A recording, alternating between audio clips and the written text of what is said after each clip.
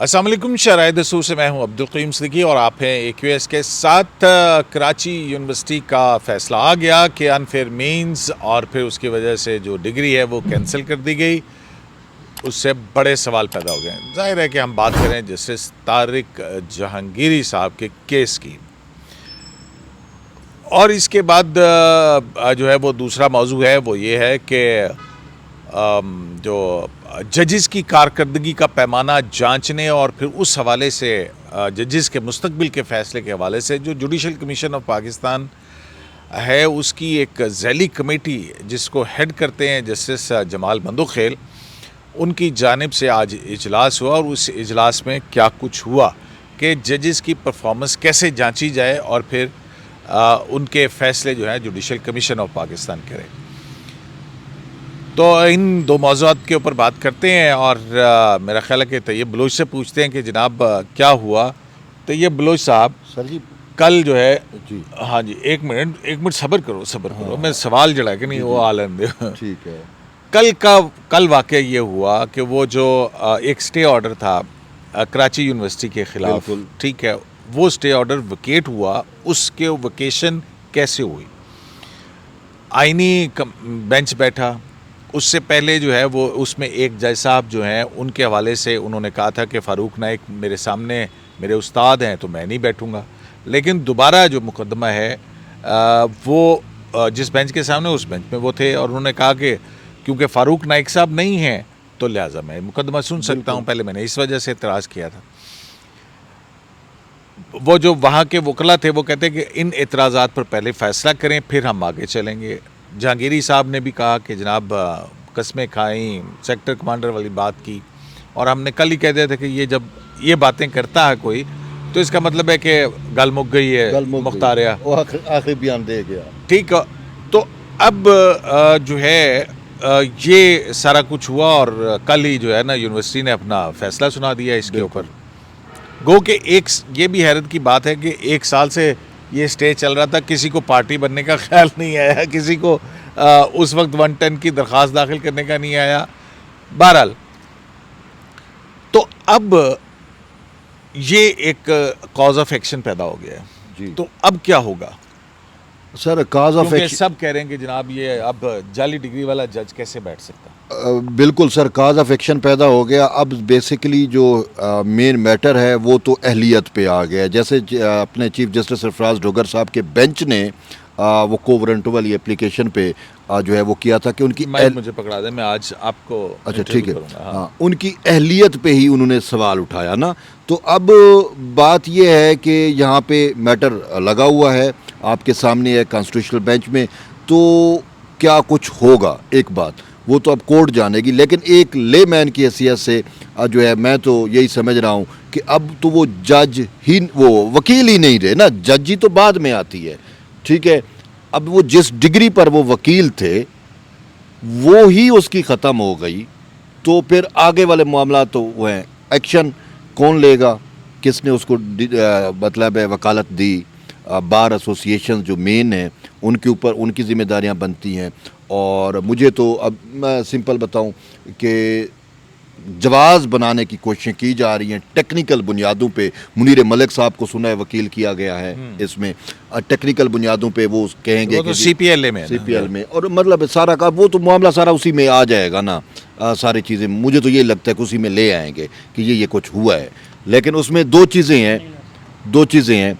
एक है जैसे जमाल खान साहब वाला फ़ैसला जो 6 रुकनी बेंच वाला फ़ैसला है, ठीक है। उसके बाद अगर वो देखें तो अलग एक मैटर आ रहा था, लेकिन अब चीज़ें ही सर चेंज हो गई हैं। अब किस उसमें सुप्रीम कोर्ट जो है वो फैसला करेगी, यही सवाल है। कॉन्स्टिट्यूशनल बेंच है, इन सब सवालों के अब उनको जवाब कॉन्स्टिट्यूशनल बेंच को ही देने होंगे। तो क्या जहांगीरी साहब अभी भी आज की डेट में जज हैं? इस वजह से हैं कि डी नोटिफिकेशन तो क़य्यूम सिद्दीकी साहब मेरे ख्याल में सुप्रीम जुडिशल काउंसिल ने ही करना है उनको जज। लेकिन मैं सुप्रीम जुडिशल काउंसिल तो डी नोटिफाई नहीं कर सकती, वो तो कोई ओपिनियन दे सकती है और फिर प्रेसिडेंट की अप्रूवल होगी तो फिर लॉ मिनिस्ट्री डी नोटिफाई करेगी ना। इस पर ज़रा आप मुझे सबसे पहले सर ये बताएं ना कि अब अगले मराहिल क्या होंगे। आप थोड़ी सी, मैं पहले आपसे ज़रा सोचना चाह रहा हूँ ना, सुनना चाह रहा हूँ। हमने घोड़े दौड़ाए हैं, मैं तो आपको जो मेरा व्यू है वो तो यही है कि ये थ्रू सुप्रीम जुडिशल काउंसिल ही प्रोसेस हो। तो क्या आप ये कह रहे हैं कि सुप्रीम जुडिशल काउंसिल के अंदर ही जाएगा अब ये जो फैसला आ गया इसके बाद? लेकिन क्या जहांगीरी साहब के पास ये हक नहीं है कि वो इस कराची यूनिवर्सिटी के फैसले को चैलेंज कर सकें और शायद वो चैलेंज भी करें? जी, वो हाई कोर्ट में चैलेंज तो इसको कर सकते हैं। दूसरा जो 184 जो सुप्रीम कोर्ट के आईनी बेंच में जो 29 सितंबर को केस फिक्स है हियरिंग के लिए, वो 184(3) की प्रोसीडिंग नहीं है। और सरफराज डोगर साहब उसमें के तो दो सवाल है ना कि हाई कोर्ट के खिलाफ रिट नहीं कर सकती, नहीं कर सकती। ठीक है ना, तो लिहाजा वो रिट ही नहीं कर सकते, तो उनको काम से नहीं जज को रोका जा सकता। कॉन्स्टिट्यूशनल पॉइंट है उसके अंदर। जी, तो इसलिए लेकिन आईनी अब बेंच ये में जो भेजा गया। नई डेवलपमेंट हुई है इसके बाद क्या होगा? मतलब कि तारिक जहांगीरी साहब जज तो हैं ना, जी बिल्कुल जज हैं। और जज बनने की अहलियत क्या है, अहलियत क्वालिफिकेशन क्या होती है? LLB हो, इतना अरसा आपने वकालत की हो, ये हो, तो उसमें से एक तो फिर वो उसके एक बाद ऊपर तो क्वेश्चन आ गया। उसके बाद आप एडवोकेट होना जरूरी है ना, ठीक है ना? तो एडवोकेट कौन होता है?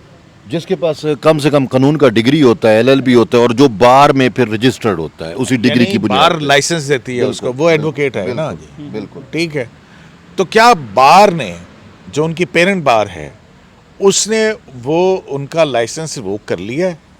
अभी तक क्योंकि तो अब उनकी पेरेंट बार जो है वो तो इस्लामाबाद हाई कोर्ट होगी, सॉरी इस्लामाबाद बार होगी, क्योंकि वो इस्लामाबाद हाई कोर्ट बनी और ट्रांसफ़र वगैरह हो जाते हैं ना लाइसेंसेस वगैरह। इसमें जो CC किया गया है ना उनको डिग्री कैंसिल करके, उसमें तो इस्लामाबाद बार, इस्लामाबाद हाई कोर्ट तमाम को किया गया है। लेकिन अभी यहाँ से कोई डिसीजन सामने हमारे नहीं आया जिसमें कोई इस तरह का फैसला किया गया है तो कि मतलब उनका जब तक लाइसेंस रिवोक नहीं होता वो एडवोकेट ही है। उस वक्त तक वकील तो हैं। तो लाइसेंस रिवोक करने का प्रोसेस क्या है? एक तो ये होता है जी कि कोई शख्स खुद छोड़ दे और कहे जी कि मेरा लाइसेंस आप कैंसिल कर दें। दूसरा, अगर डिग्री जिस बुनियाद के ऊपर लाइसेंस मिलता है, प्रैक्टिशनर्स एक्ट जो है, प्रैक्टिशनर एक्ट जो है, उसके तहत है, शिकायत जाती है, बार काउंसिल जो है उसको बुलाती है, सुनवाई करती है और फिर वो कर देती है। जी ठीक हो गया। तो ये सब चीज़ों के साथ साथ जो है वो 99 के अंदर रिट का क्या मुस्तकबिल होगा?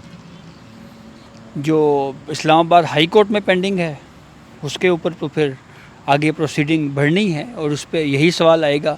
यही तो था कि क्या एक जज जो है वो अगर उसकी मुबैना जाली डिग्री हो तो क्या वो एक जज के तौर के ऊपर फ़राइज़ सर अंजाम दे सकता है या नहीं दे सकता? अच्छा, क्या CPLA के अंदर जो है वो सुप्रीम कोर्ट का आईनी बेंच 185(3) की जुरिसडिक्शन के अंदर ये तमाम डॉक्यूमेंट्स दाखिल करने के लिए कह सकता है?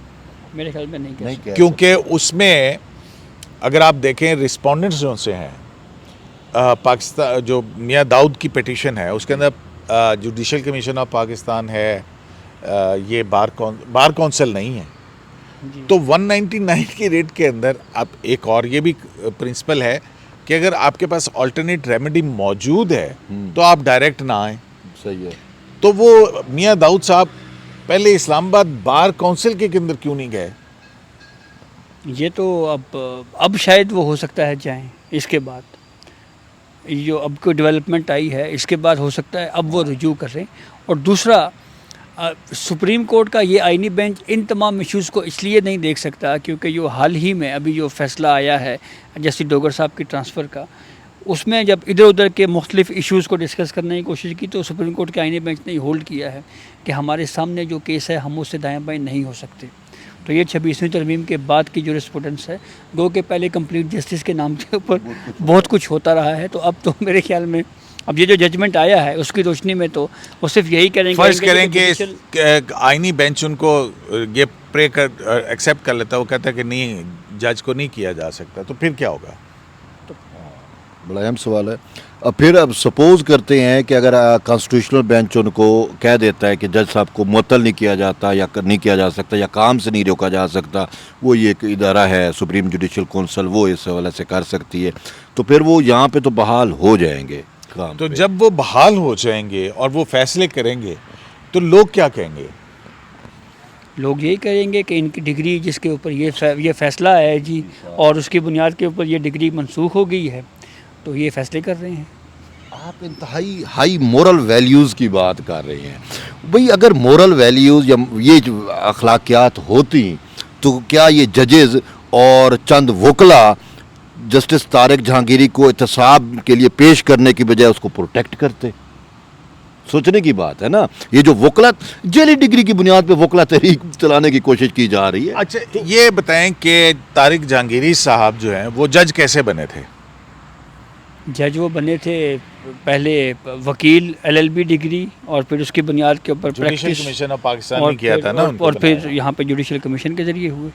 तो वो कहते हैं कि जिस जो हायर कर सकता है वही फायर कर सकता है। बिल्कुल। तो ये क्या मामला जुडिशल कमीशन ऑफ पाकिस्तान के अंदर जान नहीं जाना चाहिए कि वो उनके सामने ये मामला आया तो फिर वो रिव्यू करें अपना फैसला, मेरे ख्याल में या तो कौंसल उसमें जो है सर असल में ना सच पूछें प्रोसेस तो वही जुडिशल कमीशन वाला था, लेकिन कहते हैं कि ये तो वो हेड हंटिंग वाले हीरो में शामिल थे, फैज़याब होकर जज बने थे, तो वो तो चले गए हैं। लेकिन बात आप वाला जो सवाल है वो बड़ा इंपॉर्टेंट है। ये आपने एक नया जो है ना वो विंडो ओपन कर रहे हैं हकीकत में इस केस में कि सुप्रीम जुडिशल कौंसिल है जहाँ पे हम ये कहते हैं कि वो कार्रवाई कर सकती है जज के खिलाफ।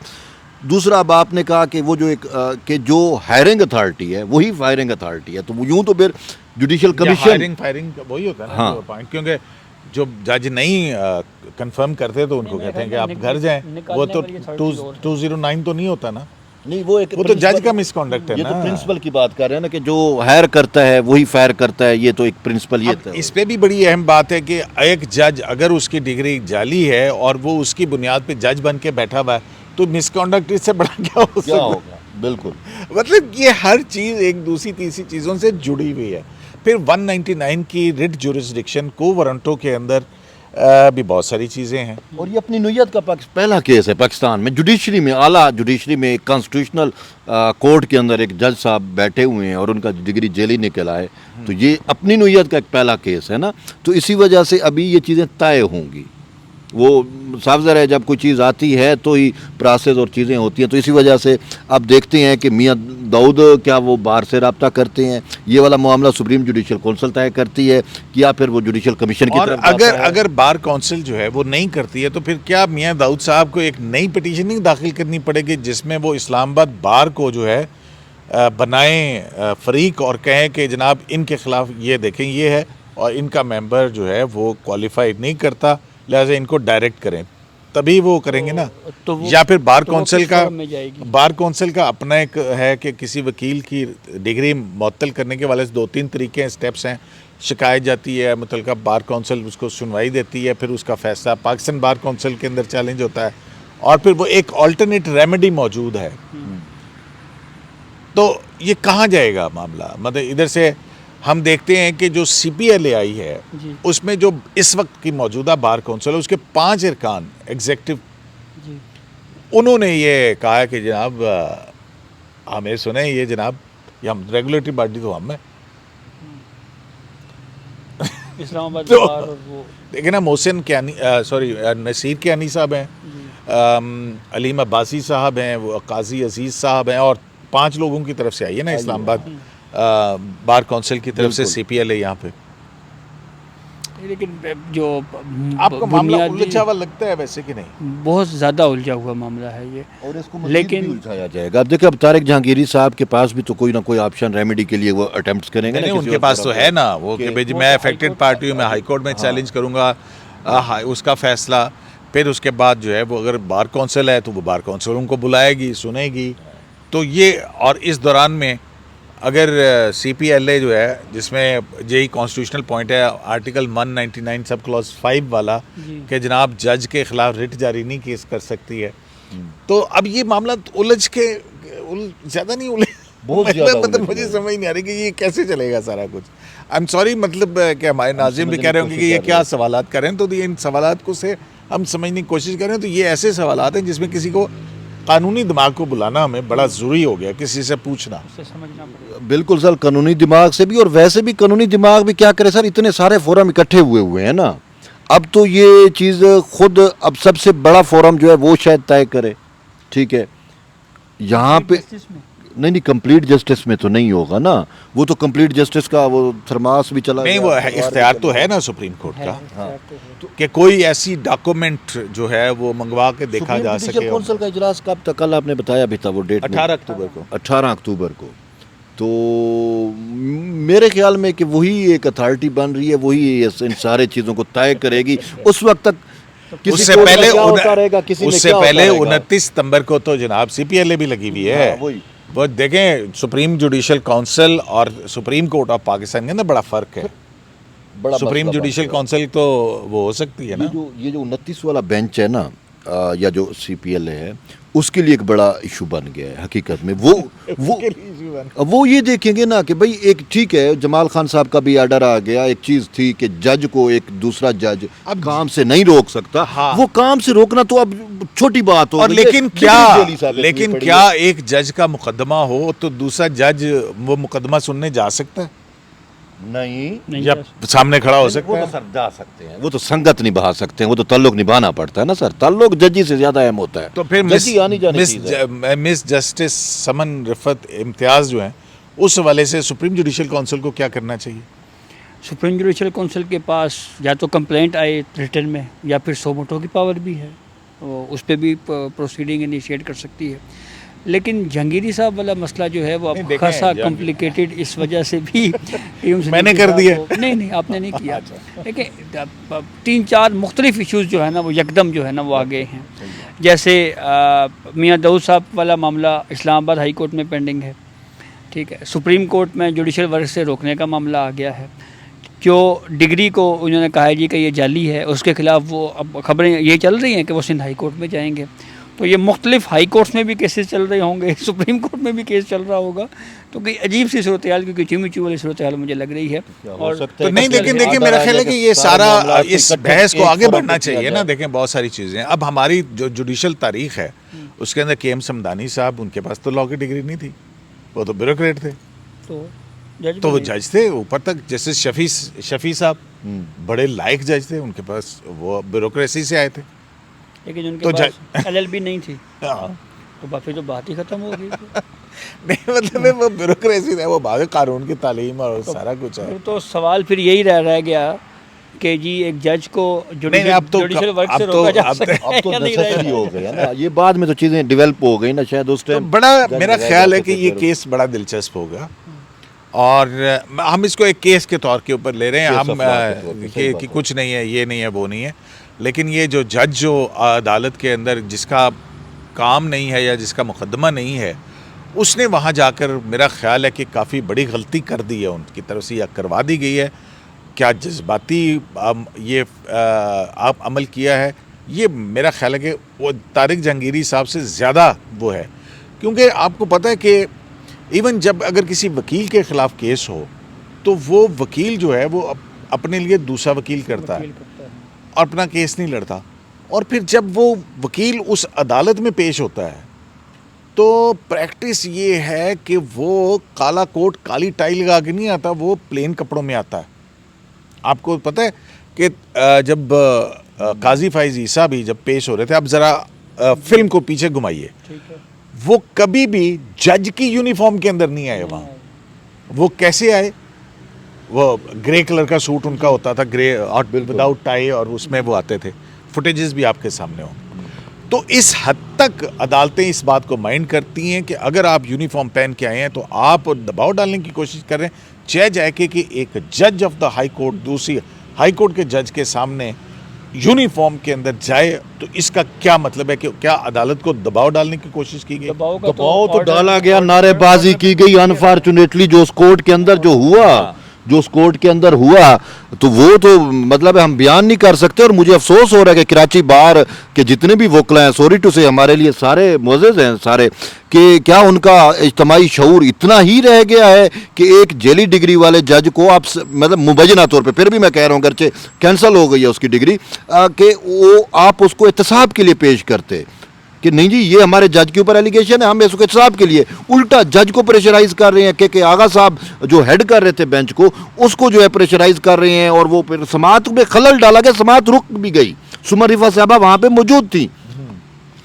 तो आप क्या कह रहे हैं कि क्या मैं ये कह रहा हूँ कि जो एक केस था जिसमें जो ऑर्डर जारी हुआ है, हाँ। उसमें ये कहा गया है जी कि अदलिया के ख़िलाफ़ नारेबाजी शुरू की गई और कोर्ट के वक़ार को मुकम्मल तौर के ऊपर धर्म भरम किया गया और ऐसा तर्ज़ अमल नहायत नामुनासिब और कानूनी पेशे के जो सीनियर अरकान से इस तरह की तवक्को नहीं की जाती। बादी नज़र में ये तर्ज़ अमल जो है ये कंटेम्प्ट ऑफ कोर्ट के मुतरादिफ है, ये सिंध हाई कोर्ट ने कहा है। ताहम रवादारी और ज़्यादा से ज़्यादा अदालती तहम्मुल का मुजाहरा करते हुए ये जुडिशल रिस्ट्रेन किया कि हम कंटेम्प्ट की कार्रवाई इतना नहीं कर दबाव रहे। तो डाला गया ना सर, ये खुद भी एक मतलब एक जज के ऊपर जो एक दूसरे जज की जेली डिग्री का मैटर या उससे मुंसलिक मामला सुन रहा था, उसके ऊपर पूरा लश्कर कशी की गई।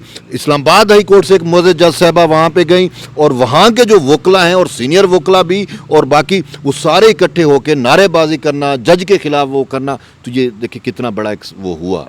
अब वो खुद जज साहब ने भी आर्डर में लिखवा दिया। ये तो फिर के आगा साहब का एक उन्हें रिस्ट्रेन किया है। देखिए कितना दबाव डाला गया। यही मैं कह रहा हूँ कि यार जेली डिग्री और फिर ये उन्होंने क्या किया, मतलब है कि वो वहाँ पर खड़े रहते, आर्गूमेंट्स करते, कोर्ट कह रही थी कि हम इन एतराज़ात का बाद में फैसला सुना देंगे और बाइक आउट करके चले गए और जज साहब भी चले गए। तो ये तो रास्ता फराहम किया गया कि अदालत जो है नॉन प्रोसिक्यूशन के ऊपर डिसमिस कर दे, ताकि बाद में हम यही आर्ग्यूमेंट उठाएं अगर कहीं ऊपर भी मामला आता है कि देखें जी हमें फ़लाँ हाई कोर्ट ने भी नहीं सुना, फ़लाँ फोरम पे भी हमें नहीं सुना गया, तो सब कुछ जो हुआ वो विदाउट हियरिंग हुआ। हाँ, तो इसीलिए कि जज को सुने बगैर डिग्री जाली करार दे दी कि जैसी ट्वीटें आ रही हैं, है ना, और सुना नहीं गया, सुना नहीं गया, सुना नहीं गया।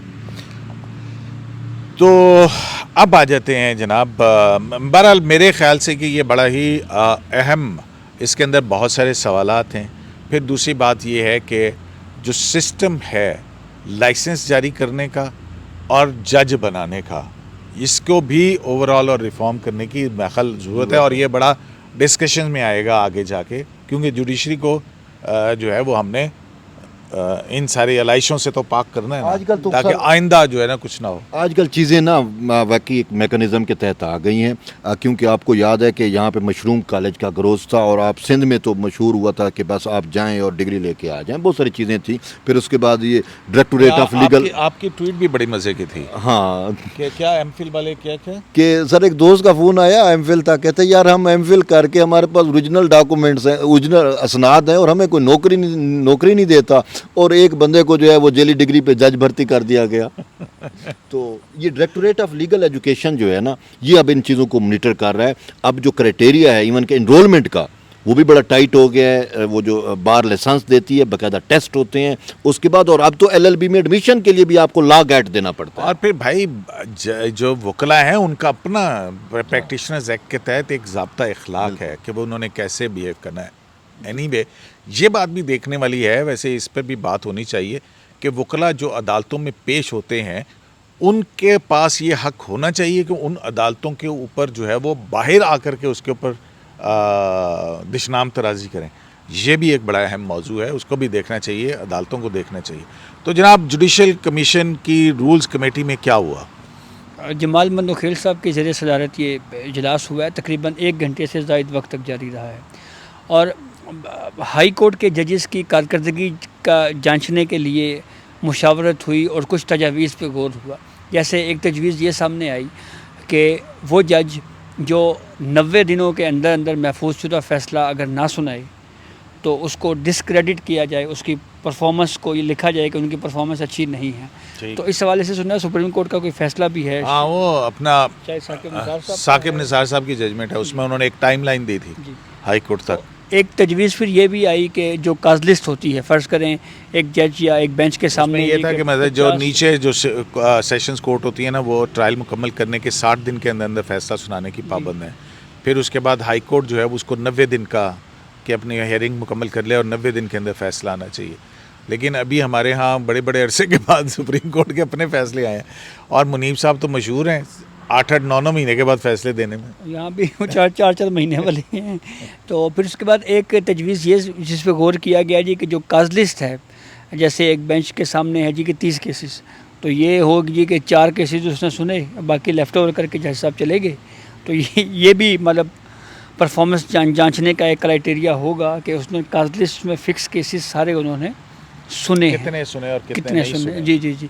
तो एक तजवीज़ ये भी आई कि जो जजमेंट्स की क्वालिटी है उसको इस तरह भी जांचा जा सकता है कि जब एक फ़ैसला चैलेंज हुआ अपील में, तो अपील में सुप्रीम कोर्ट ने क्या किया उसके ऊपर, तो अब तय ये हुआ है जी कि जो मेंबरान हैं वो तहरीरी मतलब कि तहरीरी ऐसी तजावीज़ अच्छी देंगे। जजमेंट्स लिखी जाएं कि जिसमें सुप्रीम कोर्ट उनको जो है बरकरार उसको बरकरार बरकरार रखे। जी बड़ा सख्त क्राइटेरिया होते जा रहा है। जी। होना भी चाहिए। तो क्वालिटी तहरीरी तजावीज़ मांगी गई हैं और उस पर ड्राफ्ट बनेगा, फिर वो सर्कुलेट होगा और प्रोसेस आगे बढ़ेगा। चलें, तो जनाब अदलिया के अंदर इस्लाहात का अमल जारी है। चीफ जस्टिस पाकिस्तान जो हैं जस्टिस याह्या आफरीदी, वो जिस तरह से डिजिटलाइजेशन, मुकदमात की ई फाइलिंग और ये सारी चीज़ें हैं, उसी तरह से जजेस की परफॉर्मेंस के हवाले से भी है।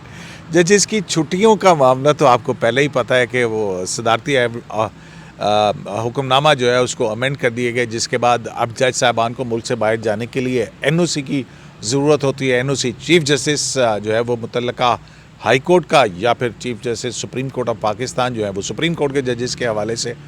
तो इसीलिए जो है वो बहुत ज़्यादा हलचल भी आपको नज़र आ रही होगी। अब मामला जो है ये यहाँ पर बड़ा ही दिलचस्प होगा कि इस्लामाबाद बार काउंसिल, ये फ़ैसला आने के बाद इस्लामाबाद बार काउंसिल ख़ुद इसके ऊपर कोई इनिशिएटिव लेती है, और अगर बार काउंसिल जो है वो लाइसेंस मनसूख नहीं करती है तो एडवोकेट हैं तो वो जब तक CPLA का फ़ैसला नहीं आता वो हाई कोर्ट के जज हैं। बहरहाल देखते हैं आने वाले दिनों में क्या मज़ीद हक़ाइक़ और चीज़ें हैं ये किस तरह से ओवरऑल होती हुई हमें नज़र आती हैं। बहरहाल हम तो आप तक सिर्फ इसी तरह की बातें कर सकते हैं, लेकिन बड़ी कानूनी बातें हैं, बड़े पेचीदा सवाल हैं इसके अंदर उनको देखने में, तो लिहाजा किसी वकील साहब जो हैं जो इम्पार्शली हमें इन सारी चीज़ों का जवाब दें, उनको ढूंढते हैं। और अगर कोई देख रहे हैं तो हमसे रब्ता करें ताकि हमें भी समझाएं। वो शराय दस्तूर से AQS लाइव से इजाज़त दीजिए। अल्लाह निगहबान।